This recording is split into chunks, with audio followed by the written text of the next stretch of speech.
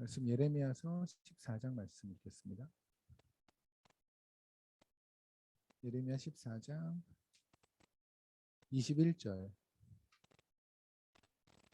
다 같이 읽겠습니다. 주의 이름을 위하여 우리를 미워하지 마옵소서. 주의 영광이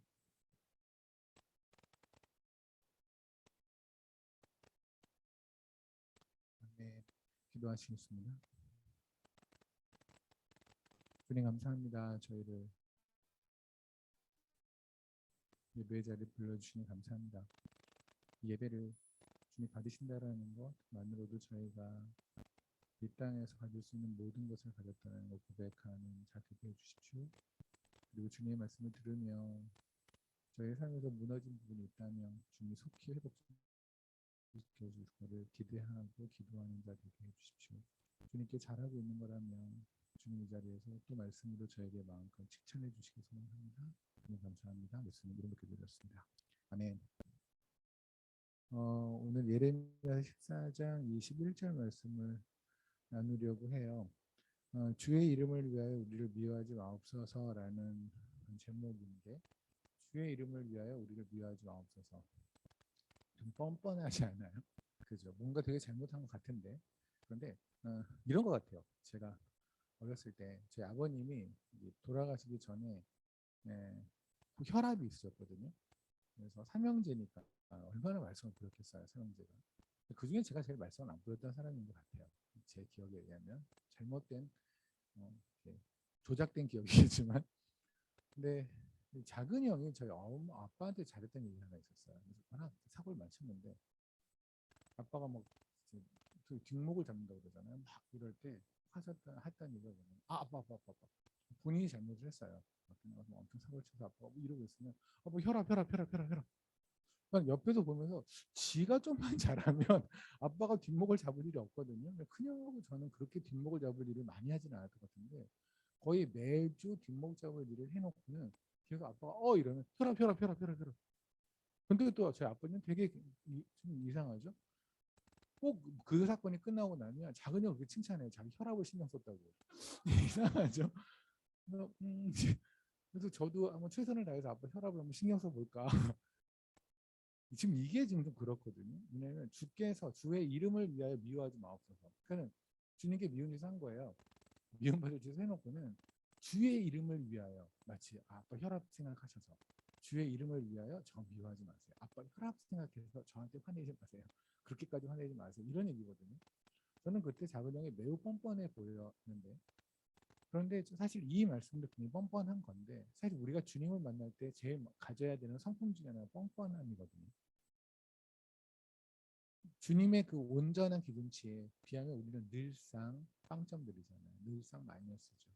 이런 우리가 우리의 체면을 생각하고, 우리가 내가 그래도 왜 더 잘할 수 있었는데 왜 못했지? 라는 나를 묵상하게 되면 하나님 앞에 못 나가잖아요. 그렇죠? 하나님이 제일 싫어하시는 게 바로 그거죠. 하나님은 하나님 앞에 오는 거거든요. 뻔뻔하게 오는 거. 다시 십자가에 오는 거. 오늘 이제 이 말씀을 나눌 텐데, 그러면 주의 이름을 위하여 저희를 미워하지 마십시오. 미워하지 말라는 것은 성경에서는요, 미워하지 말라는 건 미워하지 말라는 것이 아니라 사랑해 달라는 거거든요. 세상에선 그러잖아요. 미워하지 않아. 나 쟤를 미워하지 않아. 그럼 밥 한 끼 할래? 아유, 밥을 먹을 정도까지는 아닌데 어쨌든 미워하진 않아. 이게 우리가 생각하는 미워하지 않는다의 정의죠. 무관심한 거. 그냥 그를 증오하지 않고 저주하지 않는 수준. 우리는 미워하지 않는다는데, 한 성경에서 말하는 미워하지 않는다의 정의는 사랑하는 거예요. 무슨 말이냐면 주님께서 우리를 용서하셨죠. 하나님께서 우리를 용서하셨죠. 용서하신 다음에 바로 볼 수 있는 게 뭐냐면 주님의 자녀를 삼으시고 신부를 삼으시는 거예요. 사랑하는 거예요. 그죠? 그래서 세상에서 용서라는 게 그냥 너를 미워하지 않는 수준, 너의 잘못을 내가 그냥 봐주는 수준의 용서라고 한다면, 성경에서는 용서는 같은 말이 사랑이에요. 그래서 저는 저 사람 용서했습니다라고 하는데 그를 사랑하지 않는다면 저는 용서하지 않는 거예요. 이게 성경에서 말하는 정의예요.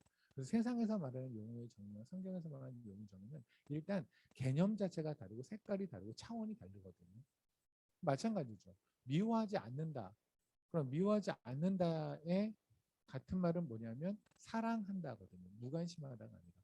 그럼 이 말씀은 뭐냐면 주의 이름을 위하여 저를 사랑해 주세요라는 얘기예요. 그렇죠? 더욱더 뻔뻔하게 들리잖아요. 그죠? 시컨 잘못해 놓고서는. 그러면 그냥 사랑해 달라고 하지 않고 왜 주의 이름을 위하여 사랑해 달라고 했을까? 주의 이름을 위한 건 무엇일까? 성경에서 여러분이 하나님의 이름을 위하여 또는 여호와의 이름을 위하여 또는 여호와 하나님께서 본인이 1인칭으로 말씀하실 때 내 이름을 위하여 이렇게 말씀을 한다면 그걸 여러분이 한번 성경에서 검색을 한번 해보세요. 그러면 이 얘기가 어디에 다 몰려 있냐면 열왕기 상에 다 몰려 있거든요. 물론 그것이 시편에도 2번, 3번 정도가 있고요. 근데 그 외에는 거의 없고 열왕기 상이나 역대 상에 몰려 있는데 그게 어디냐면 성전을 짓는 얘기에 있어요. 열왕기 상 8장을 잠깐 보실래요?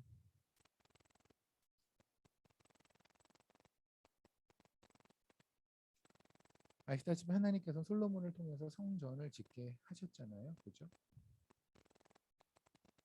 그 성전을 지었을 때 열왕기상 8장에를 보면 17절입니다. 내 아버지 다윗이 이스라엘의 하나님 여호와의 이름을 위하여 성전을 건축하죠. 그죠? 성전을 건축하는데 그냥 건축한 게 아니라 여호와의 이름을 위하여 건축해요. 18절 볼게요. 18절도 보면 두 번째 줄에 내 이름을 위하여 네가 내 이름을 위하여 하나님께서 1인칭으로 말씀하시는 거예요. 내 이름을 위하여 성전을 건축해라. 19절도 볼게요. 거기 보면 두 번째 줄에 그가 내 이름을 위하여 성전을 건축하리라 하시더니 그죠? 그 다음에 20절에도 보면 또 끝에 보면 여호와의 이름을 위하여 성전을 건축하고라고 되어 있죠. 41절을 볼까요? 41절에도 마찬가지죠. 주의 이름을 위하여 먼 지방에서 온 이방인이야. 이게 무슨 말이냐면 성전에 들어오는 사람들, 성전을 짓는 사람들이 바로 주의 이름을 위하여 성전을 건축했다는 얘기예요. 그리고 44절에도 보면 또 세 번째 줄에 내가 주의 이름을 위하여 건축한 성전 있는 쪽을 향하여. 그죠? 그리고 48절에 한 번 더 볼게요. 거기도 마찬가지로 세 번째 줄 끝에 보면 내가 주의 이름을 위하여 건축한 성전이 있는 쪽을 향하여. 그죠? 그러니까 지금 성전을 건축한다는 것이 바로 주의 이름을 위하여요. 이 말씀은 열왕기상 3장에도 있고 5장에도 있는데 전부 다 성전을 건축할 때 주의 이름을 위하여 성전을 건축했다라고 얘기가 나오거든요. 그러면 주의 이름을 위하여 성전을 건축했다는 과연 무엇일까? 일단 시편을 한번 더 보고 갈게요. 시편에 보면 23장입니다. 오늘의 얘기는 어찌 보면 모든 설교가 다 중요하겠죠. 그런데 오늘 설교는 우리가 우리 자신을 한번 점검해보는 방법. 우리가 왜 그런 거 하잖아요. 제가 이제 뭐 갑상선도 있고 고혈압도 있고 뭐 이러다 보니까 여러 가지 그런 것들 있잖아요. 갑상선 수치가 올라가면 혈액을 검사하기 전에 스스로 제가 느끼는 게 있어요. 그래서 뭐 과도하게 피곤하다든가 살이 갑자기 막 빠진다든가 내지는 화장실을 지나치게 많이 간다든가 이런 게 있으면 이게 증상이거든요. 그러면 지금 수치가 올랐구나.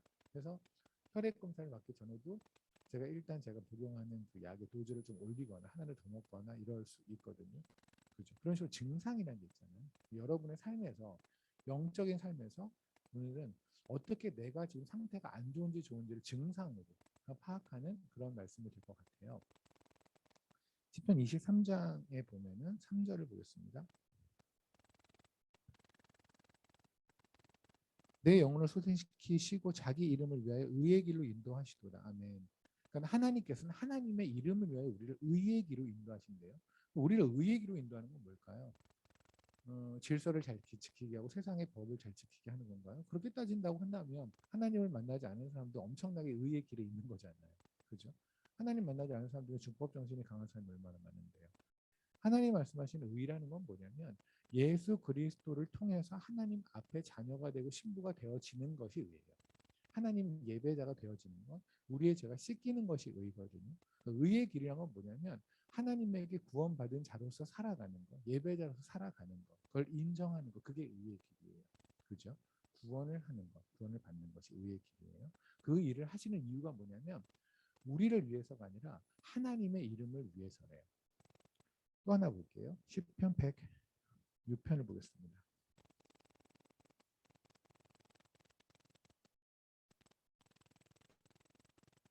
시편 106편 8절을 보면 그러나 여호와께서는 자기의 이름을 위하여 그들을 구원하셨으니 그의 큰 권능을 만인이 알게 하려 하시느니라. 아멘.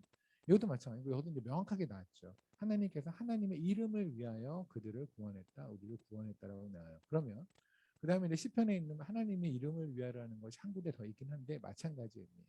그래서 아마 여러분이 따로 검색을 하시고 따로 보셔도 이 이상의 건 나오지 않을 거예요. 하나님이 하나님의 이름을 위하는 거는 성전을 지을 때, 그리고 우리를 구원하실 때, 우리를 구원하셔서 의의 길로 인도할 때, 그때 바로 하나님은 자기의 이름을 위한다고 하셨거든요. 그러면 하나님께서 자신의 이름을 위한다라는 거 두 개를 맞춰보면 어떻게 되는 거냐면, 일단 성전이라고 하는 것은 예배당이겠죠. 그죠? 근데 이 예배당에 사람들을 채워요. 누구냐면 구원받은 사람을 채워요.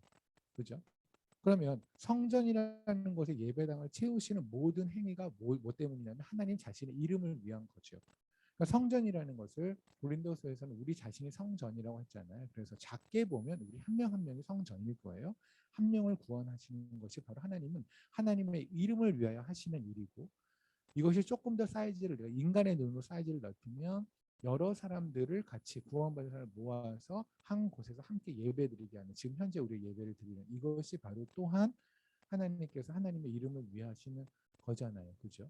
그렇다면 그렇구나. 사람을 구원하시고 그 구원한 사람들에게 예배를 받으시는 것. 왜냐하면 성전에서 하는 게 뭐예요? 여기서 하는 게 우리가 밥 먹는 거 아니잖아요. 하나님께 예배를 드리는 거니까. 그러면 이런 교회라는 건물뿐만 아니라 우리 자신도 성전이라고 한다면 우리 한 명 한 명이 하나님에게 예배를 드리는 것이 하나님의 이름을 위한 거고, 하나님께서는 자신의 이름을 위해서 우리를 구원하시고 우리에게 예배를 받아내시는구나, 그 얘기입니다. 그렇죠? 그러면 문제는 뭐냐면 지금 예레미야서를 이제 전체를 보면 14장 같은 거 보면 하나님 좀 화가 나셨어요. 너무너무 화가 나셨어요. 그때 아주 뻔뻔하게 이렇게 기도를 하는 거예요. 그 뻔뻔함은 성령님이 주신 담대함이라고 얘기를 하죠. 그 담대함을 하나님 앞에 나가서 얘기하는 거예요. 주님, 주님의 이름을 위하여 저희를 사랑해 주세요. 그러면 이 사람이 사랑해달라는 건 뭘까요? 주님은 왜 화가 나셨을까요? 주님이 처음에 우리를 지으시고 구원한 목적대로 안 사니까 화가 나는 거잖아요. 맞죠? 그러니까는 저희 케냐에 개들이 여러 마리가 있는데 저희가 개를 키우는 이유는 딱 하나예요. 그냥 지키기 위해서예요. 지키기 위해서. 그럼 얘네들이 근데 가끔 지가 개인 걸 까먹을 때가 있어요. 그러니까 얘 개 중에 그 중에 한 마리 개가 그 마사라고, 걔는 마살란이 있는 개인데, 걔는 똑같은 종인데도 워낙 거친 땅에서 있다 보니까 뭐 하이에나하고도 싸우고 뭐 멧돼지하고도 싸우고 막 그래요. 등치도 크고 그러니까 얘는 진정한 제가 원하는 개예요. 근데 이 나이로비 쪽에 있는 개들은 지네들이 개인지를 몰라요. 그래서 한번 제가 마살란에 있는 마사라고 하는 개인데 걔를 데려와서 간증을 한번 시킬까 얘들한테. 니네가 한번 마사 앞에 쓰면 얘네들이 마사의 간증 들으면 거의 마사를 신급으로 취급할 거거든요. 그래서 가끔 얘네들 참 쓸모가 없다. 그냥 와가지고 사람들은 오는데 외부의 사람들이 이렇게 오고 그러면 최소한 짓기라도 해야 되잖아요. 근데 뭐 가가지고 이렇게 발레당 누워서 배 만져달라고, 얘가 뭐지? 이런 생각이 드는 거예요. 버릴까? 이런 생각도 들거든요. 똑같죠. 하나님께서 우리를 지으시고 예배받기 위해서 구원하셨는데 우리가 하나님께 예배를 드리지 않고 있다면 어떤 문제가 생겨요?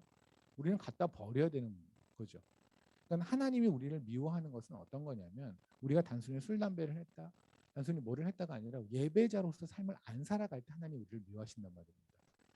그러니까 이거는 여기서 드리는 예배, 이 공예배뿐만 아니라 삶에서도 예배자. 근데 이것도 제가 여러분이 기억하실 것이, 하도 우리가 삶의 예배를 강조하다 보니까 모여서 하는 이 공예배를 굉장히 무시하는 경향이 있어요. 그러니까 삶에서 드리는 예배가 중요하니까 삶에서 사랑하고 삶에서 희생하는 것이 중요하지, 이렇게 모여서 드리는 공예배가 왜 중요해? 이럴 수도 있거든요. 이건 뭐하고 비슷한 거냐면 우리가 아버지 어머니 잔치가 있어요. 생신이어서 잔치 때 엄마가 그냥 평소에 잘하는 게 중요하지 잔치 때 뭐 하는 게 그렇게 중요해? 맞죠? 틀린 얘기 아니죠. 그래서 평소에 잘하느라고 엄마 아빠 생신날에 안 가요. 평소에 잘할 거니까. 그건 아니잖아요. 그렇잖아요. 애들한테 평소에 엄마 아빠가 잘해줘요. 그런데 얘 생일날에 아무것도 안 해줘요. 평소에 잘하는 게 중요한 거니까. 그건 아니잖아요. 생일날은 평소에 잘할 때도 아무리 평소에 잘하려고 애를 써도 힘들죠. 바쁘다 보면. 그런데 그날만큼 하루를 딱 정해서 그냥 아들만 쳐다보고 애만 쳐다보고 또는 자식 입장에서 부모님만 쳐다보는 게 바로 생일날이잖아요. 예배가 바로 그런 거예요. 삶 속에서 예배자로 사는 건 너무 중요한 거죠. 그죠? 하지만 우리 지하철 안에서 예배자가 되고자 해서 지하철 안에서도 찬양을 듣고 말씀을 읽고 또 불편한 분 있으면 자리도 양보하고 하지만 또 거기 안에서 우리가 하나님을 온전히 묵상할 수가 없잖아요. 그죠? 옆에 있는 사람도 신경 써야 되고, 그죠? 옆에는, 그러니까 뭐 지하철 안에서 계속 화장하시는 분들 있잖아요. 계속 신경 쓴다고. 또 그 사람을 쳐다보는 저는 또 뭐예요? 결국 우리의 시선은 계속 분산된단 말입니다. 하나님께 집중을 온전히 못하니까 하나님께서 우리를 위해서, 아니 하나님을 위해서, 그분의 이름을 위해서 온전히 우리의 시선을 받으시고자 모아놓은 이 공예배도 너무 중요한 거예요. 그래서 삶의 예배만 강조하느라고 예배 자리에, 이렇게 공예배 드리는 자리에 안 가는 건 그거는 참 큰 잘못이에요. 어쨌든 그러면 우리가 하나님께서 예배자로 부르셨으면 예배자로 살아가는 게 내가 중요한 거고, 그런데 그렇게 살지 못한다면 하나님 우리한테 화를 내신단 말입니다. 그렇죠? 지금 이 예레미야 얘기가 그거예요. 성경의 전체 얘기는 뭐냐면 하나님이 진노하시는 건 다른 게 아니에요. 예를 들어서 여로보암 있잖아요. 우리가 북이스라엘의 초대 왕이 여로보암인데 그 이후로 19명의 왕이 있었거든요. 전부 다 여로보암의 길을 쫓아갔다고 하나님 말씀하세요. 다 악행을 했다는 거예요. 근데 성경에는 여로보암이 특별하게 한 악행이 없어요. 우리가 알고 있는 수준으로는. 우리가 보통 알고 있는 수준이라고 한다면 뭐 후궁을 어마어마하게 뒀다든가, 아니면 그냥 웬만 막 자기가 마음에 드는 뭐 사람을 그냥 간음을 했거나 강간을 했거나, 내지는 뭐 돈을 착취했거나 뭐 이런 게 있어야 되지 않습니까? 아니에요. 아니에요. 특히 여로보암 2세라고 여로보암 뒤에 한참 있다가 북이스라엘 망하기 직전에 있었던 왕이 한 명 있는데, 그때는 북이스라엘 역사상 가장 잘 살았던, 그러니까 국민들 입장에서는 우리 그냥 이렇게 좋은 왕이 없는, 우리 왜 조선 시대의 이야기를 보면 선왕이라고 하잖아요.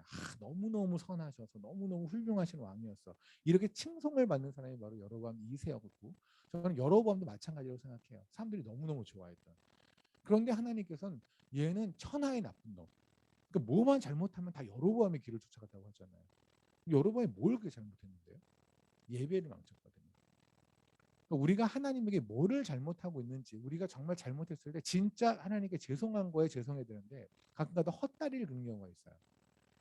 그러니까 하나님 입장에서 그걸 크게 이렇게 시리어스하게 안 보는데 우리가 가서 막 대성통곡하면 잘못했어요라고 하는데, 막상 하나님께서는 진짜 화가 나 있고 정말 너무 노하셨는데 우리는 그 부분은 별로 중요하지 않은 것처럼 퉁치고 넘어간다고 한다면 코드가 굉장히 안 맞는 거잖아요. 그게 바로 예배와 예배자의 삶이라고 생각이 듭니다. 예레미야도 마찬가지예요. 예배자의 삶이 완전히 잡혀지는 날, 하나님이 지으신 목적대로, 구원하신 목적대로 살고 있지 않은 자들, 그런 자들에게 하나님이 진노하셨고 이제 얘기하는 거예요. 하나님, 주의 이름을 위하여 우리를 다시 사랑해 주세요. 무슨 말일까요? 우리를 다시 예배자로 삼아 주세요. 그 얘기예요. 그렇다면 문제는 이겁니다. 지금 예레미야는 우리가 예배자의 삶이 무너졌다는 걸 인정하고 있는 거잖아요. 그러니까 자기의 증상을 보니, 저의 증상을 보니 지금 내 갑상선 수치가 올라갔다, 내지는 고혈압이 지금 조금 더 올라갔다, 뭐 이런 게 증상이 있다는 거죠. 그러니까 예레미야는 그 증상을 알고 있는 거예요.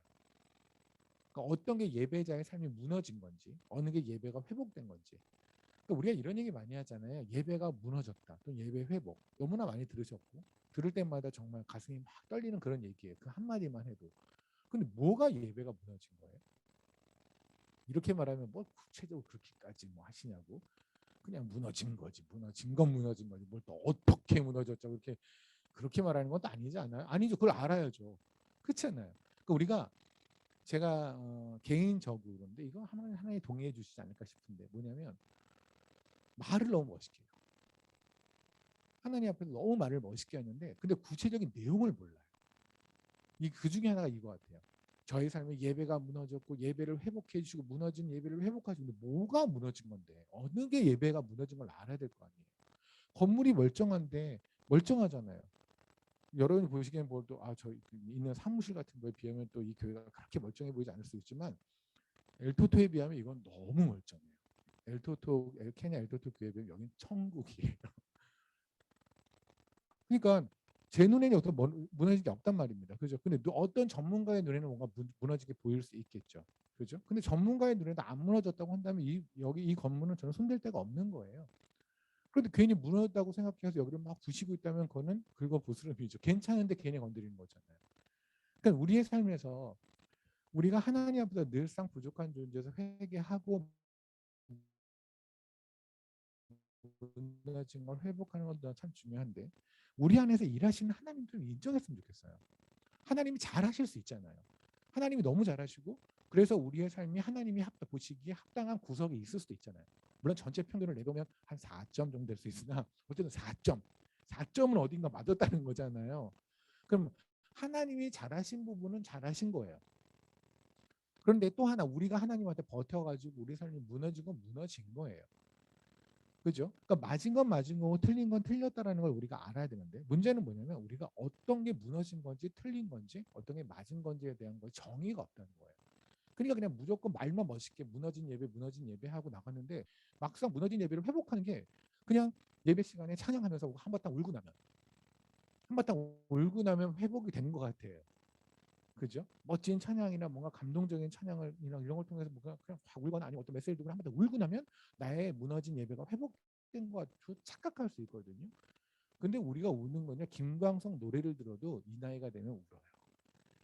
이 나이가 되면 김광석 노래 30쯤에 그런 노래 들으면 또 그래.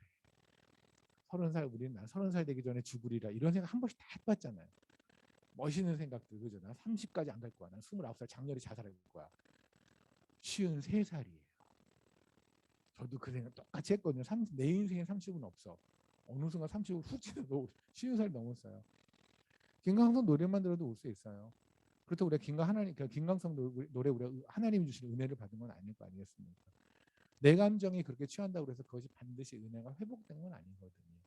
그러니까 정확하게 때로는 매우 냉철하게 그죠? 그러나 때로는 매우 하나님의 감정에 합해서 때로는 굉장히 감정적으로 하나님 앞에 정답으로 나아가야 된단 말입니다. 하나님 주시는 정답으로. 그게 지금 오늘 나눌 얘기예요. 무엇이 예배가 무너진 걸까? 무엇이 예배가 회복이 된 걸까? 그럼 그걸 보려면 어떻게 얘기를 해야 되죠? 그러면 우리가 다시 얘기를 돌아가면 돼요. 주의 이름을 위해서 하신 게 성전을 건축한 거잖아요. 그럼 뭐예요? 성전의 이야기를 알면 그러면 우리가 주의 이름을 위해서 살고 있는지 아닌지를 알 수 있는 거잖아요.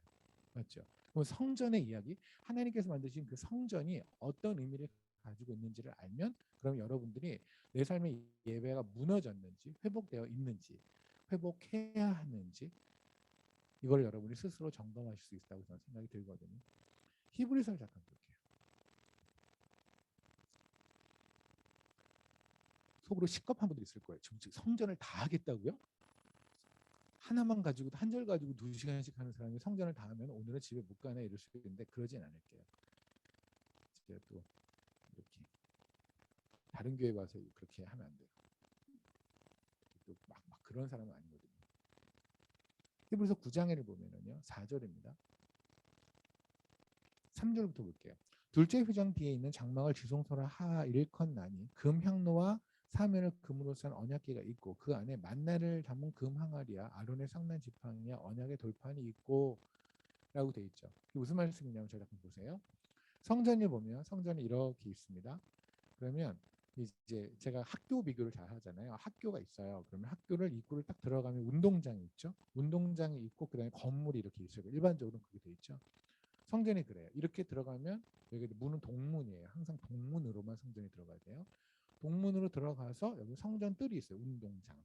그리고 건물이 이렇게 있어요. 건물 안으로 들어갈 수 있는 사람은 제사장만 들어갈 수 있어요. 제사장이 들어갔는데 들어가고 나면 중간에 커튼이 두꺼운 커튼이 하나 이렇게 있어요. 방이 두 개가 있는 거죠. 엄밀히 말하면. 그래서 여기 있는 거를 성소라고 그래요. 그리고 요 커튼 얘를 지성소라고 얘기를 해요. 그러니까 주님께서 돌아가셔 십자가 죽었을 때 이 지성소와 성소를 가르고 있는 휘장이 찢어졌다는 게 바로 요게 찢어진 거거든요. 그래서 지금 이 말씀 뭐냐면 지성소 또 모스트 하이 플레이스라고 그래서 가장 높은 곳. 이 지성소에 있는 게 바로 언약궤가 있는데 그 언약궤라고 상자가 이렇게 있거든요. 큰 상자가 언약궤는 세 가지가 있는데 하나는 두 개의 돌판. 예전에 하나님께서 십계명을 주시면 계명을 주시면 쓰였던 그 돌판 있잖아요. 그 돌판이 여기 있고 그리고 또 하나가 이제 아론의 쌍난 지팡이가 있고 또 하나는 만나 있죠. 하늘에서 주셨던 만나 그 중에 하나를 이렇게 잡아다가 넣으셨대. 그 세 가지가 안에 있다는 거예요. 오케이. 그 다음에 거기 보면 이 휘장 바로 전에는 뭐가 있냐면 진설병이라고 해서 떡이 있어요. 그 떡은 북쪽으로 돼 있어요. 북쪽, 그러니까 남쪽과 북쪽이 있다면 북쪽에는 진설병이 있고 아래쪽으로는 등잔대가 있어요. 등잔대가 있고 그 다음에 여기에는 이제 분향단이라고 해서 향로 있죠. 향을 지피는 것 그것이 있고 그게 이제 건물 안쪽이에요. 그 건물 들어가기 전에 성전 뜰에는 입구에서 딱 들어오면은 번제단이 있어요. 그리고 그 옆에는 물두멍이라고 해서 물 손 씻는 거 있죠. 아니면 동물들을 씻는 거 그게 있어요. 일단 성전에 들어가는 자들은 그러니까 하나님의 성전 안에 들어왔다는 자들은 그 자들은 전부 다 뭐냐면 이 번제단과 이 물두멍을 거쳐야만 들어와요. 그렇죠? 번제되는 건 뭘까요? 우리를 위해서 다 타고 죽으신 예수 그리스도시겠죠. 주님의 공로가 아니면 우리는 일단 성전 안에 들어올 수 없고 우리 자신이 하나님의 성전이 될 수가 없어요. 그거 다 아시잖아요. 주님이 그렇게 다 타서 죽으신 것을 인정하게 된 자, 성령의 감동을 인정하게 된 자가 하는 게 바로 뭐냐면 회개예요. 생각을 한번 해보세요. 어렸을 때 저는 간혹 이제 저는 아니었고 작은 형을 자꾸 흉을 보게 되는데 이게 팩트여서 어쩔 수가 없네요. 작은 형이 사고를 이제 이렇게 치고 나면 엄마가 가서도 이렇게 손이 발이되게 이렇게 학교 가서 선생님한테 뭐 지금은 그런 사람이 그렇게 된 거 보면 참 세월은 그래요. 어쨌든 뭐 손이 발이되게 막 빌고 막 그래요. 그러면 들어오면 항상 형은 엄마한테도 엄마 나 때문에 엄마가 그렇게 치욕을 당하고 그렇게 손이 발이되게 빌고 이게 무슨 일이야 하면서 형이 엄마한테 그렇게 했거든요. 그러니까 엄마가 학교를 가기 전까지는 뭐 내가 뭘 잘못했는데 그런데 엄마가 한번 학교를 갔다 오면 그냥 그 옆에서 보는 거죠. 내 엄마가 그렇게 막 거의 무릎을 꿇고 우리에게 퇴학시키지 말아달라고 그런 걸 보면 또 인간이면 그렇게 되겠죠. 그거예요. 예수 그리스도가 십자가에 달려 죽으신 내용을 그거 죽으셨어요. 그러나 성령이 감동하지 못한 사람은 그냥 그래 나보다요. 십자가에 그 사람이 죽었나 보다. 뭐 죽을 때 옆에 강도들도 있었으니까 그 사람도 뭐 강도짓 했나 보지. 안 믿는 사람은 그렇게 보는 거예요. 그러니까 예수 그리스도가 십자가에 죽으셨다는 것 자체를 그들은 부인하지 않아요. 아니 그 팩트를 부인해봐도 소용없잖아요. 아니 그러든가 말든가. 그러니까 임진왜란때 이순신 장군이 그렇게 활약을 했다를 인정하든 인정하지 않든 그건 중요하지 않아요. 내 인생에. 그러니까 십자가에 예수라는 청년이 가서 죽었다는 게 뭐가 그렇게 큰 문제야? 그래 죽었다. 그래 욕받네. 끝이에요. 근데 이것이 성령의 감동에 있는 사람은 이분이 죽으신 이유가 나 때문이라는 걸 알게 된단 말입니다. 그 얘기를 알게 되면 뭐가 돼요? 이제 죄송한 거예요. 그럼 왜 나 때문에? 내가 얼마나 큰 죄를 졌길래? 그거를 예전에는 몰랐는데 성령의 감동에 보니까 이게 너무 이것이 가슴이 아픈 거죠. 그죠? 그러니까 막 하나님 앞에 정말 죄송해요. 그게 회개예요. 그래서 성전에 들어오게 되면 번제단이 있고 그 옆에 물두멍이 있는 게 오해하지 마세요. 내가 회개를 했더니 예수를 만난 게 아니에요. 예수를 만나니 회개할 수 있는 거예요. 그러니까 하나님의 믿음이 들어오고 하나님의 성령이 들어오니 회개가 가능한 거고 생각을 한번 해보세요. 회개가 만약에 회개를 통해서 하나님을 만난다고 한다면 누구든지 회개를 할 수 있어요. 잘못했다고 한번 하면. 그래서 전도의 왕 중에 굉장히 잘못된 게 그런 거예요. 길에서 막 하다가 잘못했다고 하고 죄인인 걸 인정하세요. 그러면 하나님이 당신은 구원받았어요. 이건 아니라고요. 하나님의 믿음을 주셔야 회개를 해요. 그래서 여러분의 삶 속에서도 인생 그냥 하나님하고 떨어져서 막 살다가 어느 순간에 너무너무 하나님 앞에 회개를 해야겠다. 너무 죄송하다고 하는 누구도 알지 못하는 하지만 나와 하나님만 아는 그래서 엎드리게 되는 거 있잖아요. 그게 은혜예요. 하나님의 영이 아직 여러분 안에서 활발하게 왕성하게 일하고 계신다는 증거가 바로 회개예요. 그래서 회개의 자리가 감사의 자리라고 얘기를 하는 거예요. 아멘. 네, 그렇게 들어왔습니다. 그렇게 들어오고 나서 있잖아요. 그런데 들어왔는데 먼저는 이 앞에 거보다 뒤에 걸 먼저 말씀을 드릴게요. 지성소 안에 언약궤가 있다고 그랬죠. 그 안에 세 가지의 품목이 있다고 그랬잖아요. 그 세 가지 품목을 통해서 여러분들이 여러분의 혹시 예배가 무너졌는지 아니면 그렇지 않는지를 한번 확인해 봅시다. 첫 번째 들어간 게 십계명이잖아요. 사실 거기 세 가지에 들어간 거를 통해서 하나님 뭘 말씀하시냐면 우리가 죄인이라는 사실을 하나님이 극명하게 드러내 주세요. 그 세 가지의 품목을 통해서. 첫 번째는 계명을 주셨잖아요. 계명을 하나님이 주신 이유는 뭘까요? 제가 이건 자주 설명하는데 그렇지 않은 계명이 많아요. 그렇지 않아도 성경에 있는 계명은 너무나 많고 하나님 주신 율법이 많은데 바리새인들은 그걸 또 세부 사항으로 막 쪼갰어요. 그렇게 해서 개수까지 세보니까 이게 613개나 되는 거예요. 그리고 미시나라고 그래서 그들은 613개 율법을 지키고자 애를 썼어요. 이것이 얼마나 화가 나는 일이냐면 제가 너무너무 좋아하는 윤선생님이 계시는데 아들이 잘못을 했습니다. 그래서 아들한테 어마어마하게 큰 벌을 내렸어요. 그 벌이 뭐냐면 여기 있는 이 운동 근데 윤 선생님은 이 아이가 하루 안에 거울 청소하지 못하는 거 알죠. 애가 어떻게 하겠어요. 그러니까 아빠가 아이한테 그렇게 어마무시한 벌을 줬다라는 거, 그런 업무를 줬다라는 거, 벌로서 그런 일을 시켰다라는 거는 어여빨리 아빠 잘못했습니다라고 하라는 거예요. 하나님께서 우리의 계명을 주신 이유는 지키라가 아니에요. 우리는 못 지켜요. 단 하나의 계명도 하나님이 원하는 수준을 지킬 수 없는 게 우리예요. 제가 지난번에 잠언서 할 때 말씀드렸지만 하다못해 살인하지 마라, 간음하지 말라, 다 그것도 내용도 그런 거잖아요. 그죠? 우리가 세상에서 그냥 살인하지 말라, 나 안 죽였으니까 난 그 계명 지켰어라고 하지만 하나님이 말씀하신 살인하는 계명은 그게 아니거든요. 못 지켜요. 진짜 못 지킨다니까요. 엄밀히 말하면 하나만 말씀을 드리면 살인하지 말라라는 건 결국 뭐냐면 생명이 죽어가는 거를 그냥 내버려 두는 게 살인이에요. 그죠? 그럼 예수가 없는 사람을 우리가 지하철에서 뻔히 옆에서 보는데 이 사람은 예수가 없어요. 그냥 옆에서 보는데 불경을 읽고 있어요. 아니면 뭐 목줄을 돌리고 있어요. 그럼 예수 없는 거잖아요. 그죠? 그럼 이 사람 지금 현재 스코어 죽어가고 있는 거잖아요. 죽은 거잖아요. 근데 우리는 그냥 아무 생각 없이 그냥 내가 갈 길 간다고 내리잖아요. 그것도 살인이에요. 엄밀히 말하면. 그렇게 다니다 우리가 하나님 말씀을 살인하지 말라라는 계명을 우리는 지킬 수가 없단 말입니다. 하나 계명도. 근데 그 하나님이 주신 게 613개래요. 하나도 못 지키는데 613개 계명을 주신 이유는 뭘까요? 항복하라고요.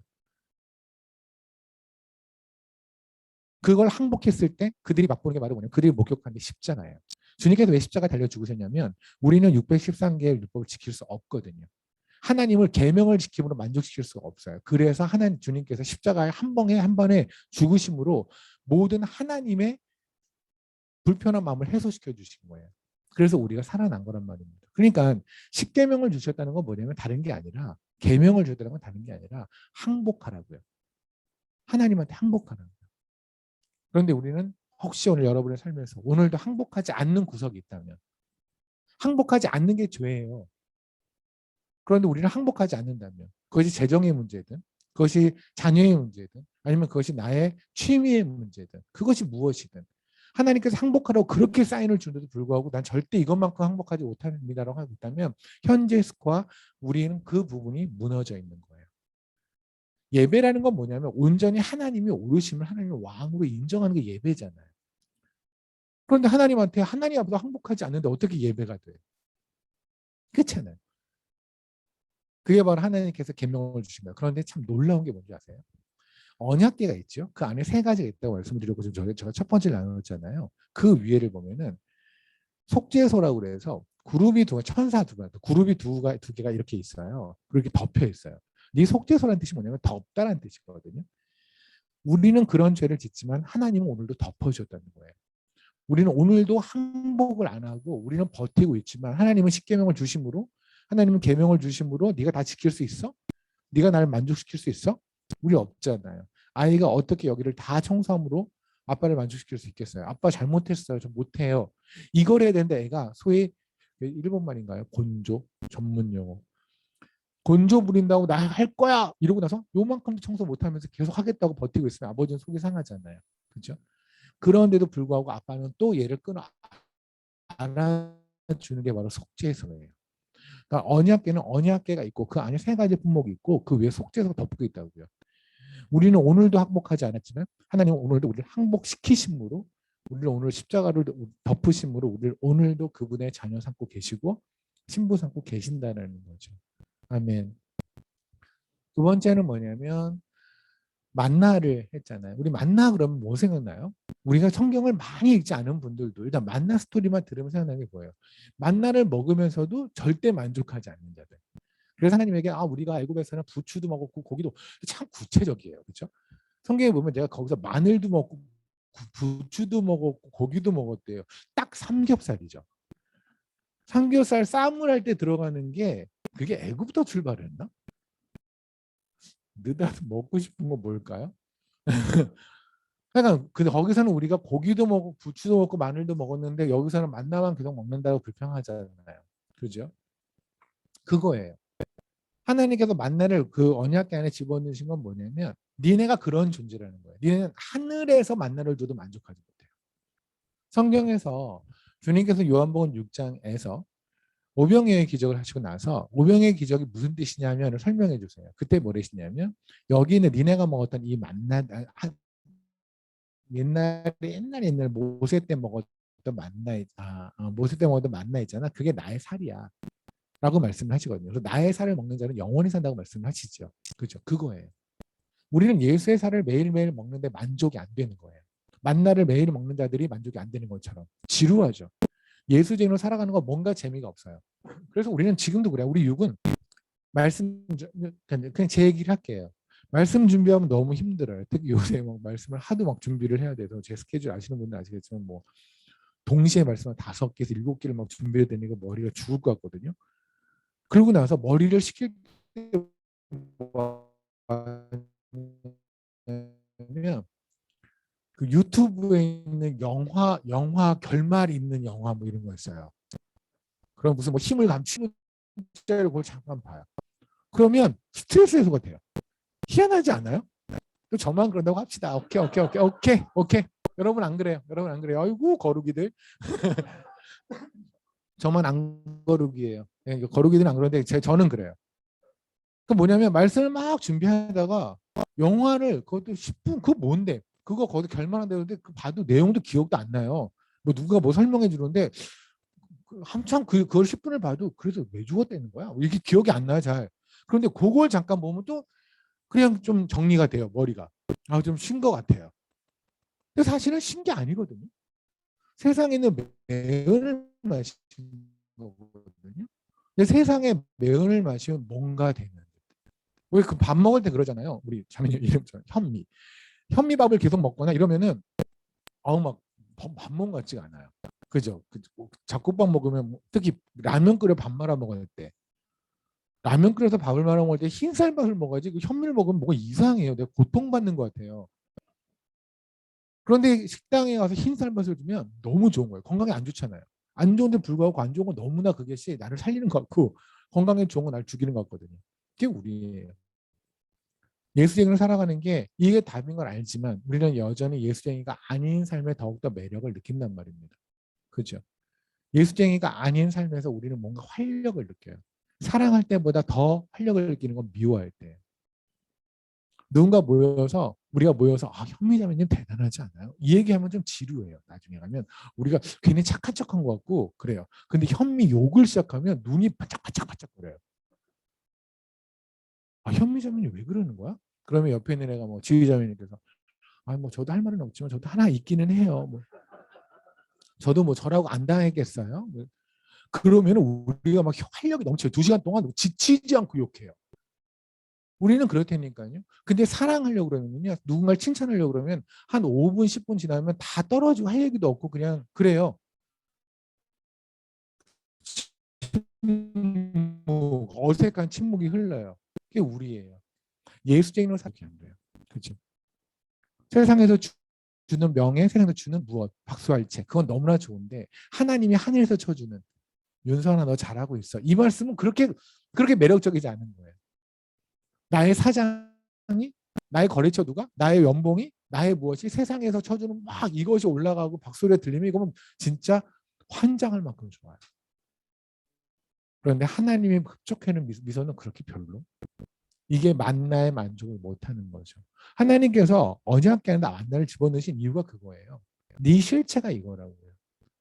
하늘에서 만나가 내려왔는데 만족이 안 돼요. 케냐에서 왔던 자매 중에서 지금 이제 그 목사님은 사모가 되었던 당시에는 상상도 못했던 일인데 벌써 목사님은 사모가 되었어요. 당시에는 이제 결혼하지 않았던 자매인데 그 친구가 저한테 한번 그랬어요. 이제 덤핑 사이트에서 고로고초에서 이제 그 사역을 하고 그 다음에 예배를 드리고 나왔는데 자기 그러는 거, 파파. 저는 만약에 하늘에서 만나 하나만 저한테 여기 머리에 톡 떨어지면 전 진짜 제 인생 다 걸 거예요 하나님한테. 저는 제가 이렇게 안 살고 진짜 뭐 0.001초도 하나님 부인하거나 이런 일 없이 완전히 올인할 수 있을 것 같아요. 이스라엘에서는 40년 동안 머리에 계속 떨어졌어요. 근데도 계속 부인해요. 안 된다니까요. 태평양 가운데 하나님께서 예수님께서 지금까지 2000년 동안 공중부양하고 있습니다. 하나님 우리가 그러죠. 주님이 그 순간에 주님이 오신 그 순간에 주님이 왔다. 아니 정말 구름 타고 오셨다. 성경의 말씀대로 오셨다. 뭐 하늘에 오셨다. 그 순간에 주님을 믿으면 안 되나? 그 순간에 예수를 구주로 고백하는 사람들 안 되나? 안 돼요. 왜 안 되는 줄 아세요? 그들은 믿어서 믿는 거거든요. 봐서 믿는 거거든요. 믿음은 믿음으로 믿어야 돼요. 아멘. 그러니까 예수를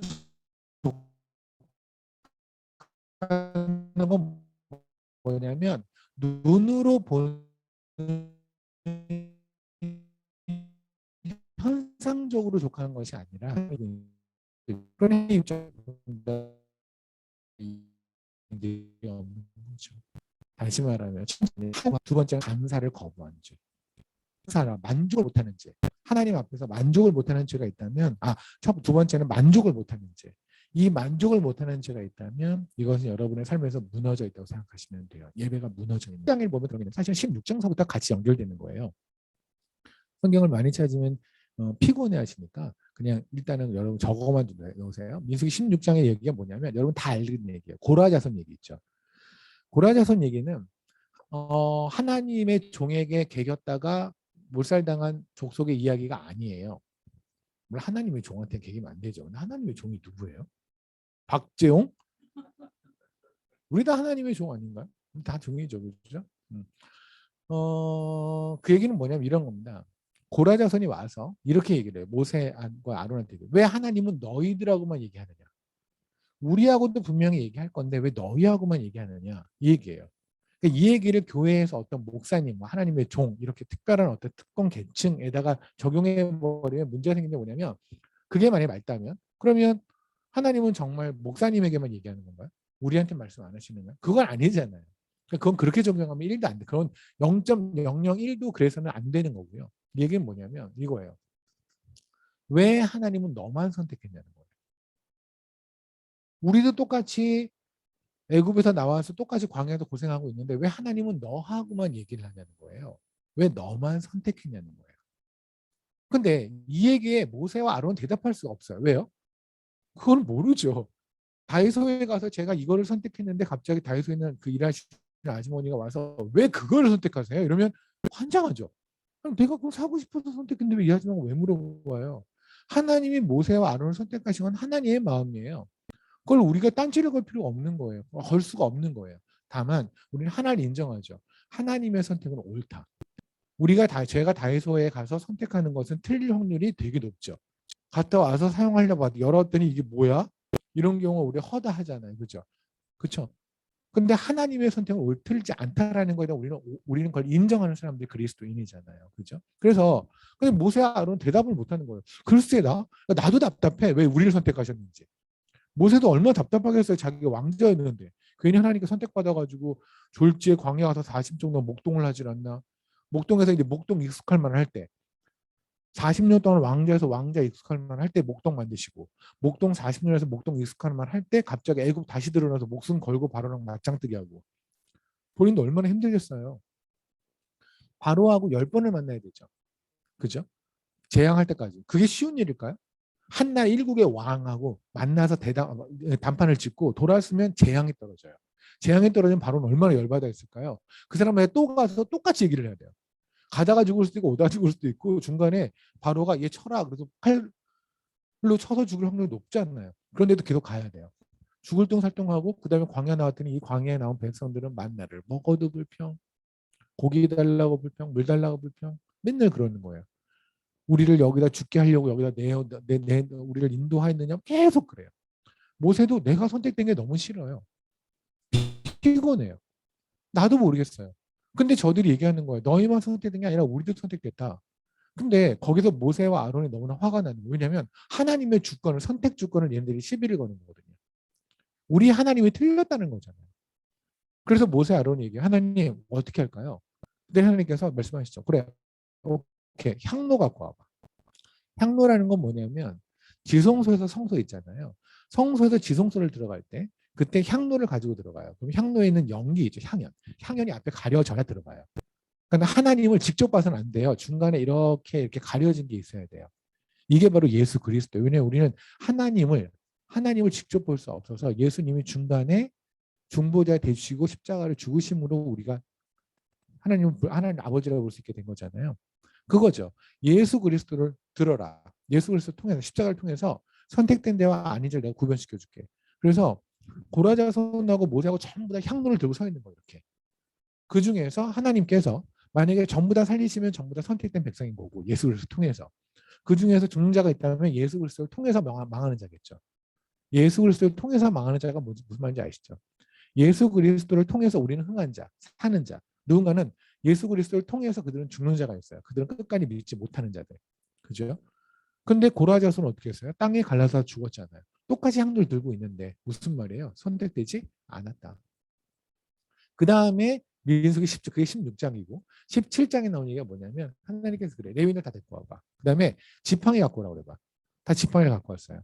그 지팡이에 싹이 났는데 딱 하나가 뭐냐면 아론이 가진 지팡이에 싹이 났단 말입니다. 근데 이게 잘 볼게. 지팡이라고 하는 것은 원래 나뭇가지에서 나무를 자르잖아요.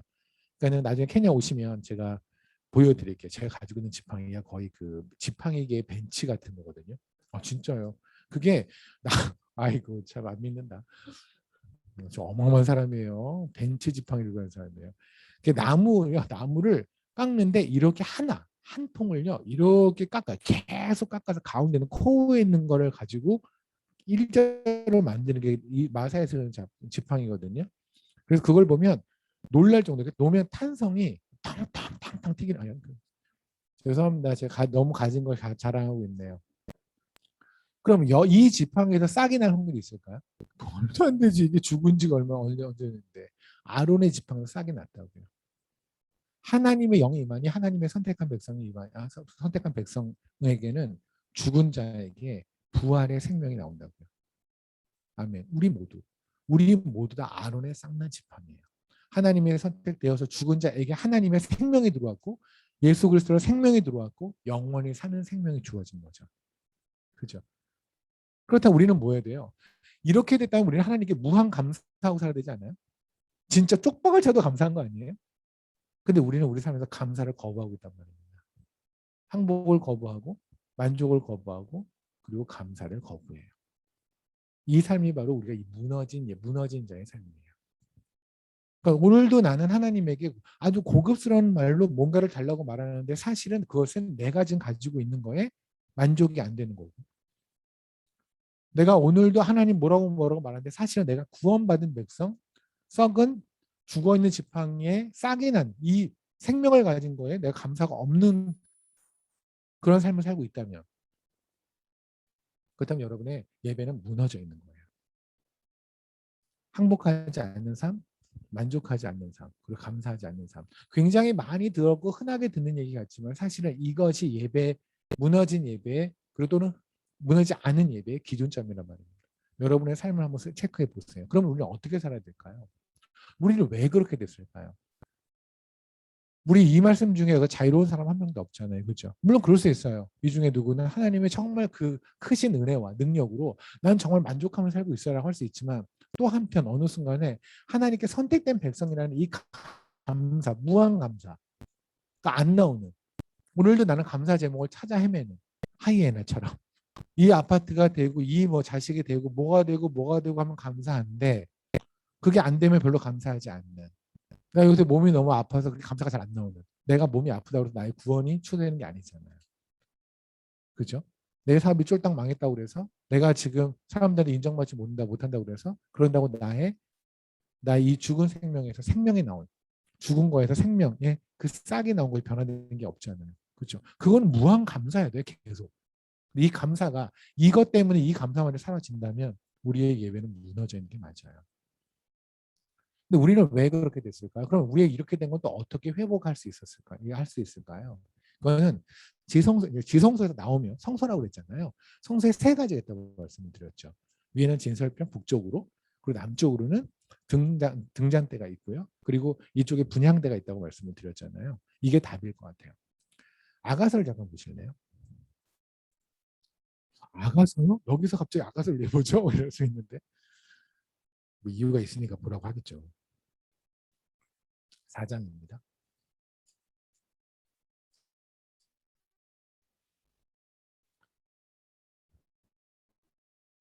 아가서 4장 16절이에요. 보면 북풍아 일어나라 남풍아 오라 나의 동산에 불어서 향기를 날리라 나의 사랑하는 자가 그 동산에 들어가서 그 아름다운 열매 먹기를 원하노라. 아멘. 이게 술람미 여인이 목동에게 하는 얘기예요. 그러니까 그리스도인이 그리스도에게 하는 얘기예요. 하나님, 주님, 북풍을 불어주세요. 그리고 남풍을 불어주세요. 그래서 주님께서 열매를 드실 수 있도록. 이게 무슨 말일까요? 너무 어렵지 않나요? 아니요. 설명 들으면 이해하실 거예요. 볼게요. 제가 왜 계속해서 진설병은 북쪽에 있고 등잔대는 남쪽에 있다는 얘기를 제가 몇 번에 걸쳐서 하죠. 제가 이렇게 말했더니 의미가 있다는 얘기예요. 괜히 북쪽, 괜히 남쪽이 아니에요. 이스라엘을 보면은요. 이스라엘은 가장 큰 중요한 작물이 두 개가 있어요. 물론 모든 게 중요하겠죠. 우리도 뭐 다 중요하잖아요. 파도 중요하고 쪽파도 중요하고 대파도 중요하고 다 중요하죠. 그런데 만약에 거기서 꼽아라. 한두 개만 꼽아라라고 한다면 일단 중요한 게 쌀이잖아요.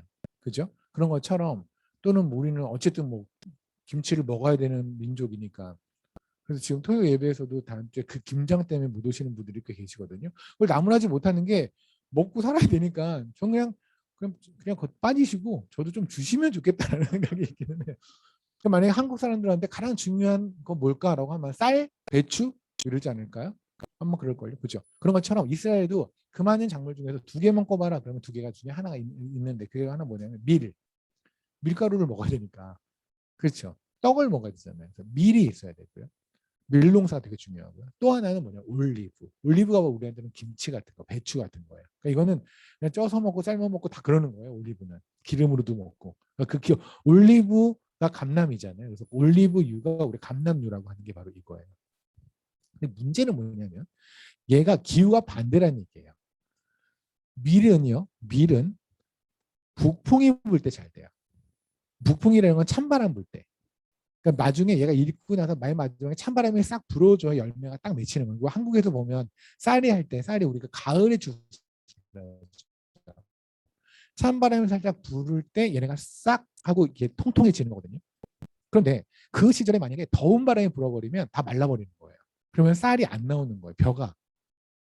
그러니까 얘는 날씨가 있다가 찬바람이 마지막에 한번 싹 불어줄 때 가을같이 불어주면 그때 밀농사가 쫙 되는 거예요. 그런데 거꾸로 올리브가 되게 중요하잖아요. 올리브는 찬바람이 불면 다 죽어요. 얘네는 더운 바람이 불어줘야 돼요. 그러니까 두 개의 작물이 너무나 중요한데 이 두 개의 작물이 거꾸로의 날씨, 반대의 날씨에서 자란단 말입니다. 이걸 하나님이 이스라엘을 조절을 해주세요.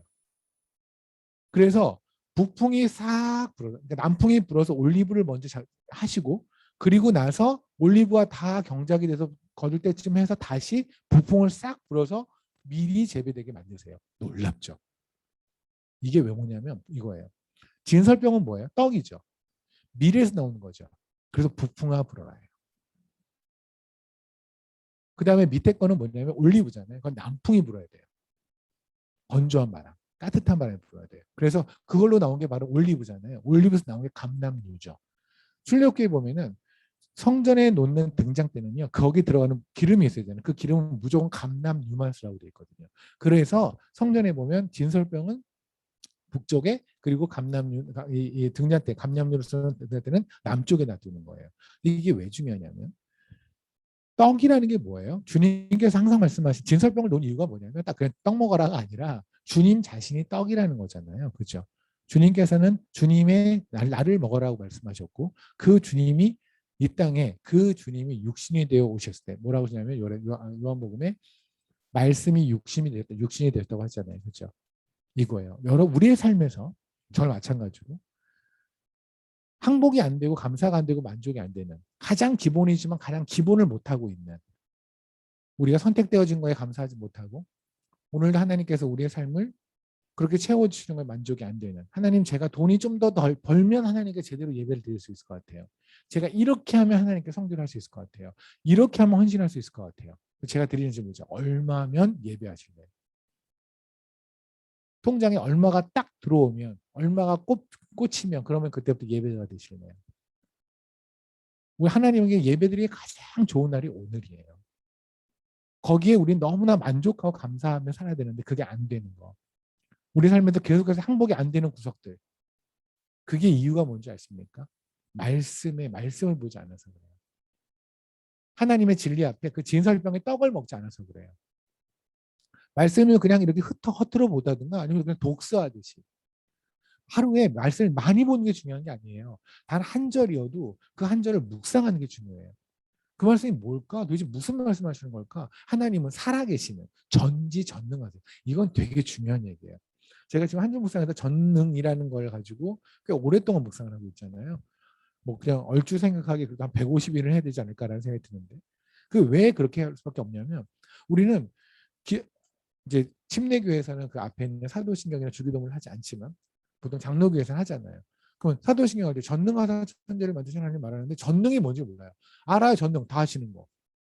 그죠? 그럼 다 하시고 다 아시는 하나님께서 하나님이 우리를 예배자로 선택하시고 우리에게 예배를 받을 만한 조건을 예배를 드릴 만한 조건을 안 주실까요? 그럴 리가 없잖아요. 그렇잖아요. 하나님께서 그 소위 뭐 셔틀 하시키는 셔틀을 뭐 시키는 일진인가요? 그런 거 있다며요. 뭐 돈 뭐 1,000원 주고 이거 초코파이 몇 개 사고 뭐 이런 애들 있다며요. 하나님 그러신 건가요? 우리에게 전혀 예배 드릴 수 없는 조건을 만들어 주시고 나 하나님은 내가 너를 예배받기 위해 너를 창조했고 구원했어. 예배를 해. 그러면 하나님이 일진이죠. 그렇잖아요. 그럼 그런 하나님은 우리는 믿으면 안 되죠. 하나님은 전지전능하세요. 모든 걸 아시고 모든 걸 하세요. 그분은 잠시라도 그분의 능력을 숨기지 않으세요. 전혀 숨기는 힘을 숨기 아니 하나님은 하나님을 스스로 자랑하게 바쁘신 분이거든요. 하나님의 능력을 자랑하게 성경을 보세요. 이 성경은요 하나님의 자랑책이에요. 내가 누구냐면 내가 어떤 존재냐면 내가 그냥 쫙 하면 홍해가 갈라지고 내가 쫙 하면 이거에 하나님이 욥하고 얘기할 때 뭐예요? 욥이 계속 궁시렁궁시렁 거리죠. 맨 끝에 뭐라고 그러세요? 야, 저 바다 봐봐 바다. 저 바다가 오다가 어디서 딱 안 오지. 니네 그 앞에서 갑자기 기타 치고 놀고 뭐 이런 거 하잖아. 거기까지 안 온다는 보장 어떻게 알아? 너는? 갑자기 바다가 훅 와가지고 그 호텔을 덮칠 수도 있잖아요. 아니 쓰나미 났을 때 다 덮쳐갖고 죽었잖아요. 근데 우리는 바닷가 앞에 호텔을 짓고도 자신해요. 바다 거기까지 안 올 거라고. 뭐 믿고? 성경에 써있어요. 하나님. 내가 오지 말라고 했거든. 내가 바다를 꾸짖어서 여기까지 경계를 할 테니까 이상 오지 마. 라고 했으니 걔네가 안 오는 거야. 그게 나야. 하나님은 그토록 하나님을 자랑하세요. 하나님은 그렇게 자신의 능력을 숨기는 걸 1도 숨기지 않았어요. 1초도. 그분이 오늘 주신 게 우리가 오늘이에요. 우리에게 예배를 받기 위해 구원하시고 십자가에 달려 죽으신 그분이 오늘 우리를 주었다면 우리에게 오늘은 예배를 드리기에 너무나 충분 조건이란 말이에요. 우리에게는 필요 충분 조건이 완전히 다 충족된 게 오늘이에요. 근데 여기에 만족하지 못한다는 건 무슨 말이에요? 내가 예배자로 만족하지 않는 거죠. 나는 내가 만족하고 싶은 부분은 다른 데 있는 거죠. 회사에서 부장으로서, 회사의 사장으로서, 아니면 어디에서 무엇으로서 거기에서 내가 더 만족을 누리고 싶은 거지 예배자로서 만족하고 싶지는 않은 거죠. 몸이 두 쪽 나도 하나님께 오늘 예배를 드릴 수 있으면 나는 오늘 제대로 살았습니다라고 고백하지 않고 나는 몸이 두 쪽 날 만큼 일했으니까 이만큼의 피드백이 있어야 되고 이만큼의 내가 보상을 받아야 되고 칭찬을 받아야 되는 거 거기에서 내가 만족을 누리려고 하니까 만족이 무너졌단 말입니다. 그렇게 된 이유가 바로 뭐라고요? 말씀을 안 봐서 그래요. 말씀을 왜 봐야 되는지 아세요? 말씀은 토정 비결이 아니에요. 말씀은 이렇게 바람이 쑥 보다 어이구 왼쪽으로 가라고 뭐 이런 게 아니라 말씀을 보면 하나님을 알게 돼요. 하나님의 사이즈를. 그 하나님이 나의 아버지라는 거에 안정감 누리게 돼요. 그 하나님이 십자가에 달려서 나를 위해 죽으셨다는 거에 무한 감사가 쏟아져요. 거기에 내가 받은 구원이 뭔지를 알게 돼요. 제가 케냐에서 백신을 맞는데요. 한국에서 백신 뭐 부작용 뭐 이런 얘기 많이 있지 않나요? 뭐 뉴스를 뭐 케냐라고 안 보겠습니까? 케냐도 네이버에 접속할 수 있으니까. 근데 케냐는 백신을 죽었다 이런 얘기가 거의 없어요. 숨기는 것 같아요. 어쨌든 뭐 본지는 못했어요. 근데 그렇지 않아도 백신 안 맞겠다고 뭐 하는 사람들이 부작용까지 있다고 그러면 진짜 1도 안 맞을걸요? 그런데 그래서 제가 어디 뉴스를 보니까 뭐 백신 저기 코로나로 죽는 사람보다 백신 죽는 사람도 많다 뭐 이런 뉴스 한국에 더 뜨니까 근데 백신을 맞기는 맞아야겠고 고민을 막 하다가 오케이 맞자. 혼자 비장한 거예요 지금. 내일 이제 백신 1차를 맞아야 된다. 혼자 되게 비장해요. 음악도 흘러요 제 귀에. 쿵쿵쿵쿵쿵쿵쿵 백신 맞으러 가는 길 쿵쿵쿵 막 이런 거예요. 아침에 일어나서 주님 저 백신 맞으러 갑니다. 뭐 이렇게 죽어도 이게 순교가 되는지 모르겠지만 아무튼 뭐 순교 처리해 주시면 감사하겠습니다. 혼자 되게 비장해요. 혼자 되게 비장해요. 백신 맞으러 갔어요. 줄이 이렇게 있는 거예요. 뒤에서 뭐 일단 이제 제 차례가 왔어요. 그러니까 저는 제가 원하는 건 뭐냐면 간호사가 저한테 부작용이나 이런 걸 한 10분 정도 설명해 주면서 이제 이렇게 끝내실 수 있어요. 뭐 이렇게 하고 뭐 이런 거를 그렸어요. 음악도 좀 흘려주고 음악도 좀 빵빵빵빵빵 뭐 이런 걸 흘려주고 뭐 이러면 케냐 간호사가 그냥 원래 케냐 공무원을 비롯한 이분이 굉장히 무뚝뚝한데 그냥 이렇게 저한테 팔을 이렇게 걸었는데 좀 더 말도 안 하고 손으로 이렇게 어? 근데 걷었어요. 음악도 안 흐르고 이렇게 하고는 손으로 가라고. 그래서 내가 유젠 끝냈어? 그랬더니 끝났대. 너무 허무한 거예요. 나는 왜 이렇게 비장한데. 그래서 2차를 할 때 나 혼자 또 혼자 막 비장한데 저분은 전혀 비장하지 않은 거예요. 제가 그때 느꼈던 게 우리 죽음도 그럴 수 있겠다.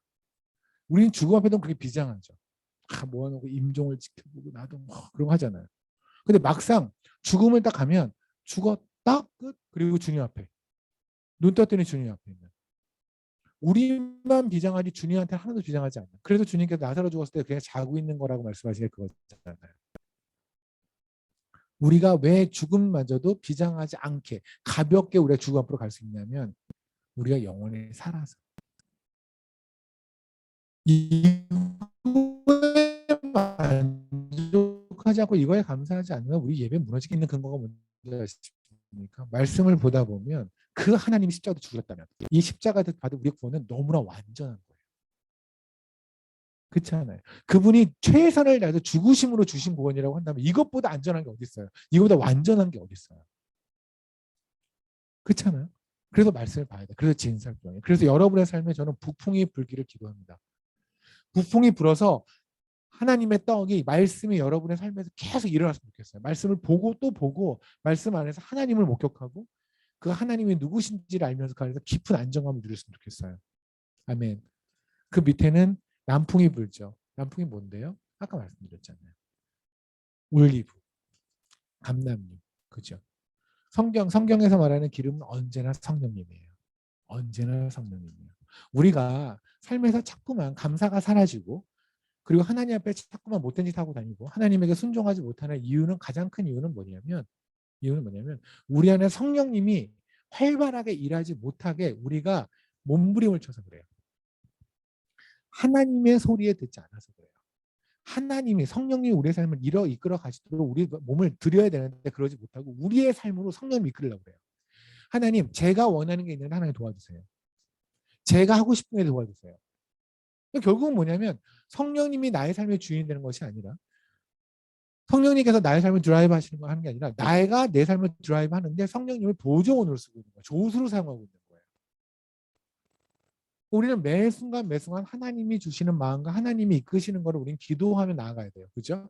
말씀을 중심으로 하나님이 주시는 마음을 중심으로 나가야 되는데 전혀 그렇게 안 사는 거죠. 그냥 내 감정이 울컥하면 그래서 우리 아까 얘기했잖아요. 그냥 내가 한번 울고 나면 뭔가 회복된 것 같이. 그러니까 내 감정에 내가 좌우되는 정도 수준. 성령님에 의해서 좌우되는 것이 아니라 우리 그러잖아요. 누군가를 봤을 때 미움이 탁 들어요. 성령님이 주신 마음이 없죠. 성령님이 주시는 마음 중에는 그런 열매는 미움이 없거든요. 그럼 내가 미움이 든다고 한다면 이건 100% 내가 성령님에 의해서 내 삶에 들어야 되는 게 아니에요. 100%. 그렇다면 그만두셔야죠. 그 미움을 그만두셔야죠. 그 증오를 그만두셔야죠. 그 뒷담을 그만두셔야죠. 그런데 계속 그걸 하면서도 나는 성령님을 사랑해요. 성령님 입장에 너무나 화가 나시겠죠. 내가 너의 삶에서 주는 열매는 그런 열매가 없어. 미움, 시기, 질투 이런 게 없어. 어제 토요일에서 그거 율동을 배웠는데 한번 하고 싶다는 생각이 드네요. 미움, 시기, 질투 이런. 그런 열매를 주신 적이 없는데 왜 그 열매를 살아가냐는 거예요. 여러분 그렇게 살아가잖아요 지금. 왜요? 성령님에게 내 삶을 드리지 않았거든요.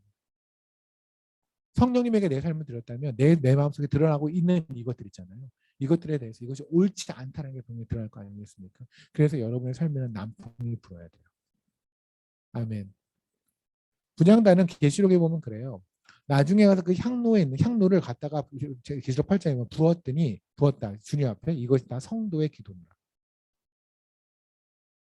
우리 삶에서 우리가 자꾸만 예배가 무너지는 이유, 항복이 거부되어지고 만족이 거부되어지고 감사가 거부되어지는 이유는 말씀을 보지 않아서 그렇고요. 말씀 안에서 하나님을 목격하지 않고 말씀을 통해 자꾸만 나의 진로를 보려고 그래서 그래요. 말씀 안에서 하나님을 봐야 된다니까요. 하나님 보면 무슨 일이 생기냐면 우회전이 아니라 좌회전을 해도 괜찮아요. 하나님이 아버지잖아요. 그래서 애들이 아빠 옆에 있으면 그냥 마음껏 뛰노는 거예요. 왜냐면 어차피 내가 뭐 잘못해도 아빠가 나 데려줄 거니까. 있잖아요. 자전거 탈 때 아빠가 뒤에 잡아주면 그냥 마음껏 가잖아요. 아빠 뒤에 있으니까. 넘어져도 아빠가 해줄 거, 잡아줄 거라는 믿음이 있는 거잖아요. 하나님한테 그러한 자유함을 누리란 말입니다. 그래서 우리 말씀을 보면 하나님 알아야 돼요. 그리고 성령님의 인도를 받아야 돼요. 남풍이 불어야 돼요. 그리고 있어야 하는 게 기도예요. 근데 우리는 실제로 기도의 시간이 참 부족하죠. 기도는요, 엄밀히 말하면 하나님께 말하는 자리가 아니에요. 하나님께 듣는 자리예요. 하나님이 하시는 얘기를 듣고 때로는 내가 이해하지 못한다면 하나님께 말하게 돼요. 하나님이 왜 저의 삶을 이렇게 이끌었는지 모르겠어요. 하나님 말해 주실 거예요. 하나님과 깊은 교제하는 그 시간을 여러분이 누리셨으면 좋겠어요. 세상에서 왜 그러잖아요. 무슨 뭐 주식의 황제 뭐 이런 사람들하고 1시간 만나는데 몇 천만 원이면 점심 한 끼 한다며요. 하나님하고 만나는 시간이면 돈으로 따지면 얼마여야 할까요? 왜 그걸 마다해요? 그건 말도 안 되는 거죠. 하루를 시작할 때 여러분이 잠자리에서 누워서 꼭 뭐 무릎을 꿇고 어떤 하면 좋겠죠. 그냥 그냥 저 같은 경우는 아침에 눈 뜨면 그냥 하나님께 기도를 해요. 그게 5분이든 아니면 3분이든 1분이든. 눈 떴네요. 오늘 하루 하나님이 이렇게 이런 일정이 있는데 그중에 하나님 함께 해주세요. 하나님만 보여줬으면 좋겠습니다. 오늘도 또 제가 여러 가지 삽질을 할 건데 하나님 뺄 것 많이 해주세요. 제가 하나님의 밭 다 망쳐내도 또 하나님의 밭을 하나님 스스로 지켜내주세요. 기도하고 일어나요. 누워서 정말로 버르장머리 없는 자세로 하나님께 기도를 해요. 잘 때도 무릎을 꿇고 침대 옆에서 무릎을 꿇고 기도를 하면 좋은데 까먹고 누워요. 이미 다시 나가긴 추워요. 그냥 해요. 거기서 하나님 저 잘 건데요. 이 자세로 들어서 참 죄송한데 하나님과 기도하세요. 그 기도가 없고 말씀을 보는 게 없고요. 그리고 성령의 인도하심을 받지 않으면 그러면 우리 삶의 예배는 무너져요. 말씀 정리하겠습니다. 여러분의 예배는 지금 안전하실지 모르겠습니다. 여러분의 삶에서 예배는 현재 무너지지 않고 괜찮은지 모르겠습니다. 여러분의 삶에서 지금 항복하지 못하는 구석이 있다면 오늘 이 시간에 하나님께 항복하셨으면 좋겠어요. 항복하면 행복합니다. 항복하십시오.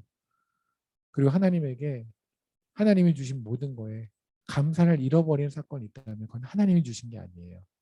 하나님은 감사만 받으셔야 되는 분이에요. 오늘도 하나님께 감사가 나오지 않는 영역이 있다면 그건 내 삶이 무너져서 그래요. 오늘도 내가 만족하지 못한다면, 아니 내가 배가 고프다면 그것도 또한 나의 예배가 무너져서 그래요. 이 모든 것이 내가 지금 말씀 보기를 게을리하고 하나님 알기를 게을리하고 성령의 인도하심보다 내 성령의 주장보다 나의 고집이 세어서 그렇다는 걸 인정하시고 나의 삶의 기도가 참 없구나라는 걸 인정하시며 여러분이 다시 한번 예배가 회복되어지면 좋겠습니다. 우리 모두 다 다른 거 못해도 돼요. 다른 거 못해도 괜찮아요. 나중에 우리 모두 다 관에 들어갈 거 아니에요. 그때 관에 들어갈 때 이 땅에서 뭐뭐뭐 했다는 사람이 뭐가 중요해요. 참 허무하지 않아요? 누구누구 죽었다 그러면 나오잖아요. 뭐 이렇게 조화를 보내잖아요. 그렇죠? 어느 기업 누구 무슨 국회의원 뭐뭐뭐 보내잖아요. 그게 무슨 의미예요? 얼마나 많은 화환이 얼마나 많은 조화가 거기 옆에 서 있다는 거 사실 그걸 가지고 사람들은 세를 자랑하잖아요. 내가 이 정도 살았다. 저 사람이 저 정도 살았다. 그게 무슨 의미인데요? 마지막에 들어가는 그 순간에 우리는 너무나 잘 알 거예요. 아, 내가 주 안에 대로 살았다 안 살았다. 그것밖에 안 남지 않겠습니까? 그걸 아는 사람들인데도 불구하고 오늘 하루를 또 지난 한 주를 또 그렇게 살았을지도 모르겠습니다. 다른 건 집이 무너져도 괜찮아요. 무너지면 안 되겠지만 그래도 돼요. 근데 예배는 무너지면 안 돼요. 사업이 무너져도 돼요. 예배가 무너지면 안 돼요. 하나님이 기억하시는 건 그거거든요. 얘기했잖아요. 여러 번에 얘기를 했잖아요. 그렇죠?